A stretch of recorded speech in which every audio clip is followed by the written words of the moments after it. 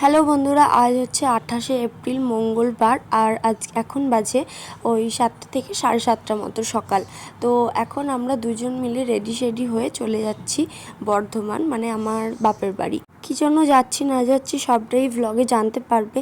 তো তার আগে বলে নিই, তো তোমাদের মনে কোয়েশ্চেন হতেই পারি, এই তো মা বুনি এসেছিলো, আমি আবার কেন যাচ্ছি। তো মা বুনি এসেছিলো, তো তারা চলে গেছে রবিবারই আমার মা বুনির সাথে যাওয়ার কথা ছিল। যাই হোক, একটু সমস্যার জন্য আমি আর যেতে পারলাম না। আর এই দেখো, আমরা বকতে কিন্তু চলেও এসেছি। আর এখানে আসার একটাই কারণ হচ্ছে 29 তারিখ হচ্ছে এখানে ভোট। তো আমি এইবার ফার্স্ট ভোট দেবো। তো এশারের পর এটা যেহেতু প্রথম ভোট, ওই জন্য আমি দিতে এলাম। আর ভোটটা দেওয়া সবারই দায়িত্ব কর্তব্যের মধ্যে পড়ে। যাই হোক, প্রথমে তো চলে এসেছি এখানে। তারপর চলে আসার পরই শরবত খেয়ে নিলাম। শরবত খাওয়ার পর টিফিনটাও সেরে নিলাম। আর টিফিনে ছিল বেগনি মুড়ি, আর সাথে তারপরই মা সাথে দিয়ে দিল। মা করেছিল মোচার তরকারি, আর মা বললো যে একটু খাবে। আমি বললাম দাও তাহলে একটু খাই। তো তারপর আমি আর মোচার তরকারিটা খেলাম। আর দুপুরে ছিল ভাত, পটল ভাজা, আলু ভাজা, মোচার তরকারি, যেটা আগেও একটু খেয়ে টেস্ট করে দেখলাম, দারুণ হয়েছিল। আর ছিল পনির আলুর তরকারি, ডিম ভাজা, আর ডাল তো অবশ্যই ছিল।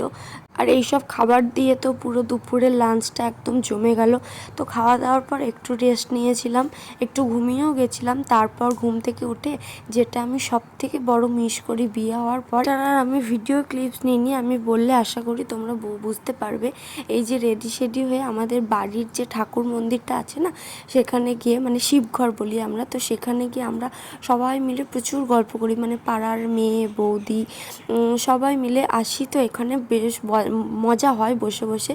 তো সেটা আমি, মানে আমার শ্বশুর বাড়িতে পাই না, মানে ওই ব্যাপারটা পাই না। যাই হোক, কিছু তো করার নেই। তো দুদিন এলেও ওই জায়গাটা আমরা একটু বসা চাই। তো তার জন্যই আমি রেডি হয়ে এখন যাচ্ছি ঠাকুর ঘরে বসতে। সেটা ভিডিও ক্লিপস নিয়ে নিকো। তো যাই হোক, সারা বিকালটা গল্প টল্প করার পর সন্ধে হয়েছে, বাড়ি চলে এসেছে। তো বাড়ি আসার পর চপ মুড়ি মাখানো হচ্ছে, সবাই মিলে খাওয়া হবে বলে। তো আজকের ব্লগটা এতটুকুই। তো দেখা হচ্ছে নেক্সট একটা ব্লগে। বাই।